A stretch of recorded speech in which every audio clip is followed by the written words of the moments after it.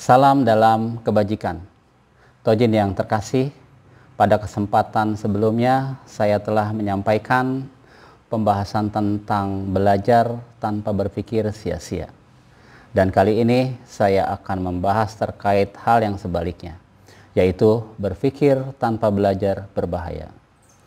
Dalam satu kesempatan, Kung Che berkata, "Aku pernah sepanjang hari tidak makan dan sepanjang malam tidak tidur, hanya merenungkan sesuatu. Ini ternyata tidak berguna, lebih baik belajar." Tojin sekalian, merenungi dan terus memikirkan sesuatu tanpa belajar bukanlah hal yang dianjurkan, bahkan dapat membahayakan pikiran kita sendiri. Dengan kata lain, akan terjadi kekalutan di dalam pikiran. Dan bila terus berkelanjutan, bukan tidak mungkin berdampak pada sesuatu yang lebih buruk lagi. Maka keseimbangan antara belajar dan berpikir dan belajar, antara teori dan praktek dan teori, antara kata-kata dan perbuatan, antara perbuatan dan kata-kata harus terus dijaga keseimbangan dan keselarasannya. Dalam kesibukan kita merenungkan dan memikirkan sesuatu, kita harus kembali lagi kepada sesuatu yang kita sebut belajar. Belajar dalam konteks ini berkaitan dengan literasi tentang teori atau konsep-konsep dari sesuatu yang kita pikirkan. Namun demikian, selain terkait dengan teori atau konsep-konsep, belajar juga berkaitan dengan seseorang atau orang lain yang bisa membantu kita, membimbing kita, menyelesaikan persoalan yang kita pikirkan. Kung Che mengilustrasikan dengan jangka dan penyiku sebagai alat yang paling baik untuk membantu seseorang membentuk lingkaran dan segi empat. Sementara guru adalah sebagai pembimbing atau teladan dalam konteks bagaimana seharusnya manusia berperilaku dalam interaksinya dengan manusia yang lain. Kung Che berkata, jangka dan penyiku itulah yang paling baik untuk membentuk segi empat dan lingkaran.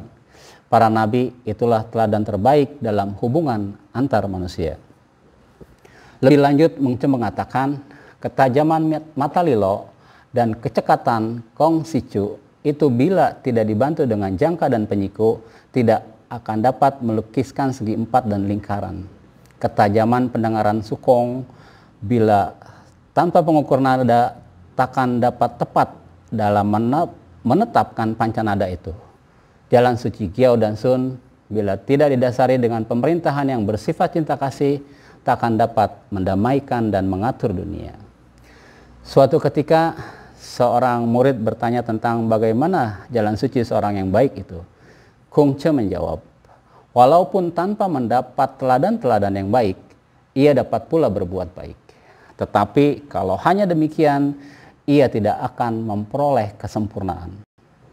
Kesimpulannya, orang tidak dapat membuat lingkaran dan segi empat dengan sempurna tanpa jangka dan penyiku.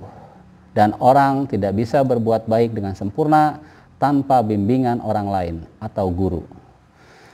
Tojin sekalian yang terkasih, persoalan seringkali menjadi lebih buruk ketika seseorang merasa hebat sehingga menganggap tidak butuh bantuan orang lain. Menganggap bahwa analisa dan pemikirannya tidak lagi butuh saran dan masukan dari orang lain. Pada titik inilah bahaya yang dimaksud akan datang. Dalam kitab perubahan I Ching tersurat, bahaya ialah bagi orang yang merasa aman dalam kedudukannya.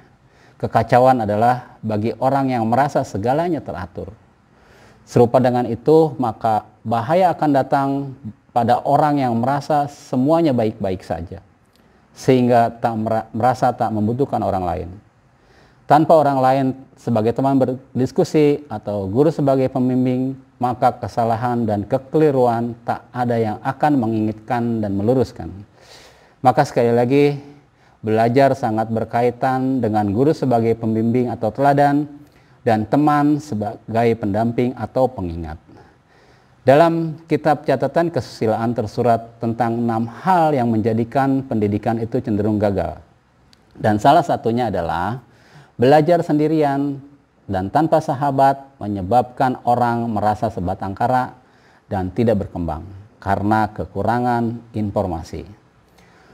Kung Che sendiri dengan rendah hati mengatakan bahwa setiap kali jalan bertiga niscaya ada yang dapat kujadikan guru.